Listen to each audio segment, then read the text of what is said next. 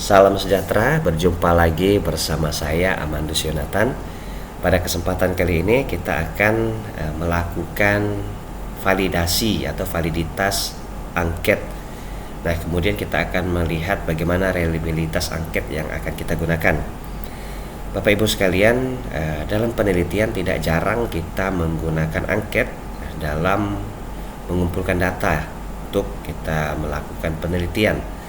Nah, perlu kita perhatikan bahwa untuk memberikan angket kita harus mengujinya terlebih dahulu, terutama kita menguji validitas angket tersebut, kemudian reliabilitas angket tersebut. Baik, mari kita lihat pada layar. Di layar sebelah kiri sudah saya siapkan skrip agar kita mudah memahami bagaimana menghitung validitas angket, dan di sebelah kanan kita ada di aplikasi SPSS, di mana di dalam aplikasi SPSS ini sudah diinput 127 data ya dari responden yang kita himpun. Nah, uji validitas angket dengan Pearson Product Movement ini perlu kita lakukan supaya mengetahui kevalidan atau kesesuaian kuesioner yang digunakan oleh peneliti dalam mengukur dan memperoleh data penelitian dari para responden. Nah, cara untuk mengetahui validitas setiap item kuesioner dengan aplikasi SPSS adalah sebagai berikut. Nah, pertama kita pilih Analyze, kemudian kita pilih Correlate. Nah, setelah itu pilih Bivariate. Ya, kemudian kita pilih semua item, ada 17 item kuesioner ya. Ada 17 item kuesioner ini kita pilih, dan termasuk totalnya juga kita masukkan ke dalam variables.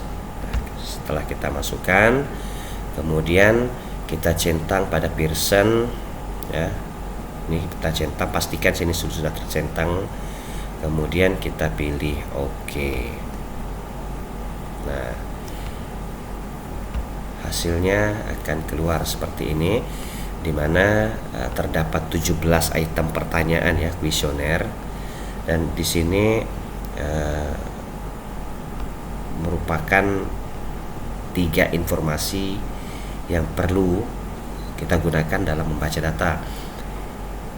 Yang pertama ini Pearson correlation, kemudian yang kedua signifikansi totalnya, dan N ini jumlah responden 127. Nah, Bapak Ibu sekalian, cara membacanya kita lihat pada totalnya ya, di ujung sebelah kanan. Di sini ada item ke-17, pertanyaan ke-17. Di sebelahnya ada total. Nah, di sini yang akan kita lihat. Pada nilai Pearson Product Movement-nya tertulis di sini 0,637. Nah, kemudian kita lihat bagaimana sih perbandingan ke data-data ini. Nah, kita tentukan dulu nilai R-table-nya.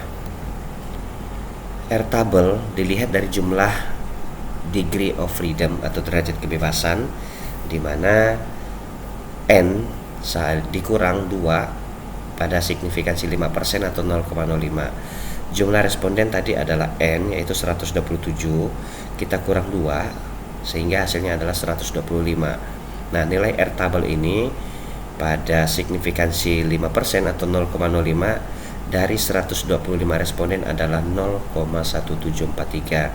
Nah, data ini atau angka ini kita peroleh dari R-table ya. Nah, di sini kita lihat R-table-nya sudah saya copy paste kan ke Word. Untuk R-table dengan angka 125 ya, ini adalah 0,1743 pada signifikansi 0,05. Jadi yang perlu kita ingat adalah 0,1743. Nanti kita lihat bagaimana hasil dari perhitungan statistik kita. Jika nilai R hitung, yaitu pada tabel statistik ini outputnya lebih besar dari R tabel, maka dinyatakan valid. Sebaliknya, jika R hitung lebih kecil dari R tabel, tidak valid. Nah, Sekali lagi kita perlu mengingat 0,1743. Nah, kita lihat di output. Nah, outputnya 0,637, artinya lebih besar dari 0,1743. Maka data kita valid ya, untuk item ini valid. Kemudian yang kedua kita lihat 0,68, lebih besar dari 0,147. Nah, kemudian yang ketiga 0,591, juga lebih besar dari 0,174. Nah, dari beberapa sampel ini semuanya sudah saya cek dan hasilnya adalah valid. Nah, Bapak Ibu sekalian, jika R hitung lebih besar dari R tabel, data kita dikatakan valid. Nah, ada cara kedua untuk menentukan validitas dari angket yang kita berikan, yaitu dengan melihat nilai signifikansinya. Nah, jika nilai signifikansinya kurang dari 0,05, maka item tersebut valid. Sebaliknya, jika nilai signifikansinya lebih besar dari 0,05, maka tidak valid. Kita kembali ke output data. Untuk nilai signifikansinya dapat kita lihat di baris ketiga ya. Baris kedua, sorry. Di baris kedua ini signifikansinya ya. Tapi kita lihat pada yang paling ujung atau di totalnya. Nah, ini signifikansinya dapat kita lihat Bapak Ibu, yaitu 0,00, artinya lebih kecil dari 0,05, maka dinyatakan valid. Kemudian item yang kedua 0,00 juga, maka valid, dan seterusnya. Ini sudah saya cek nilai signifikansinya semua di bawah 0,05, maka valid. Nah, jika item kita dari 17 item ini sudah kita lihat dari perbandingan R tabel dan R hitung, kemudian kita lihat nilai signifikansinya, maka dapat kita tarik kesimpulan dan interpretasi data. Dengan demikian dapat disimpulkan bahwa hasil pengujian statistik terhadap 17 item kuesioner berdasarkan validitas Pearson Product Moment dinyatakan valid karena R hitung lebih besar dari R tabel.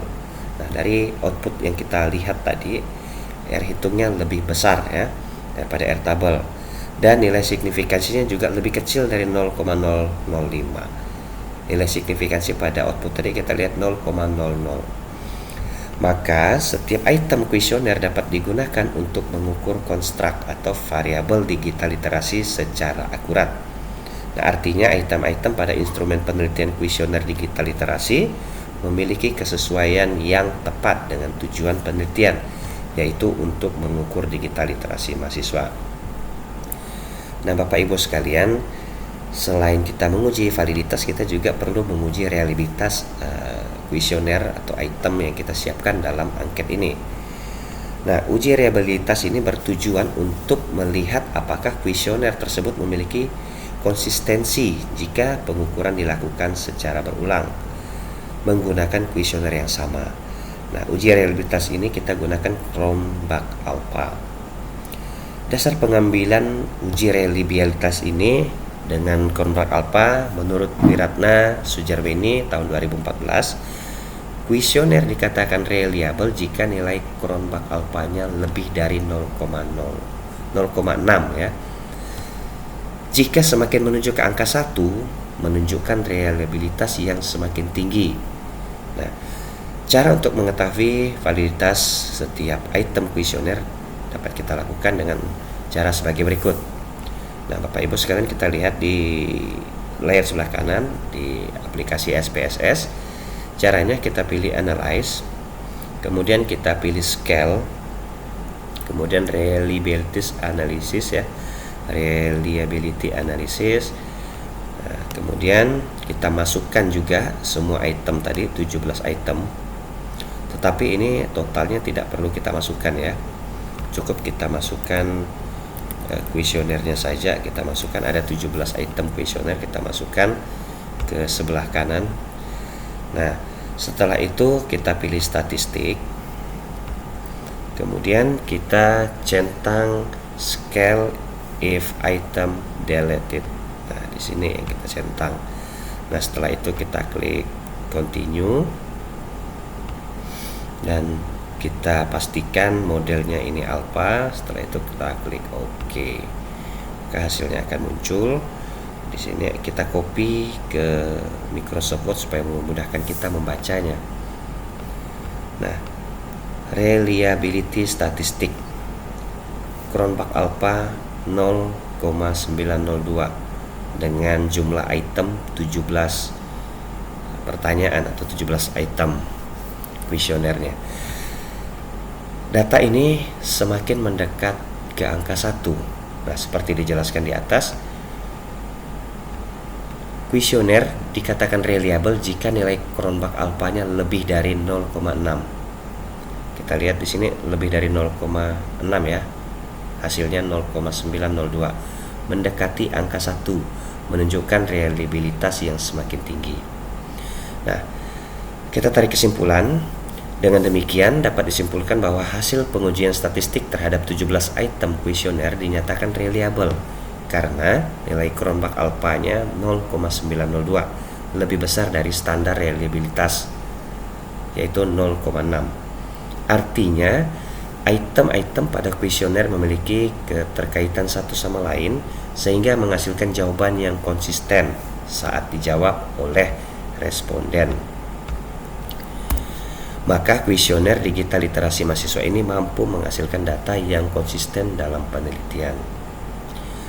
Nah, demikian yang dapat saya jelaskan mengenai uji validitas angket dengan Pearson Product Movement dan melakukan perhitungan reliabilitas dengan Cronbach alpha. Demikian, sampai jumpa. Terima kasih, sampai berjumpa kembali.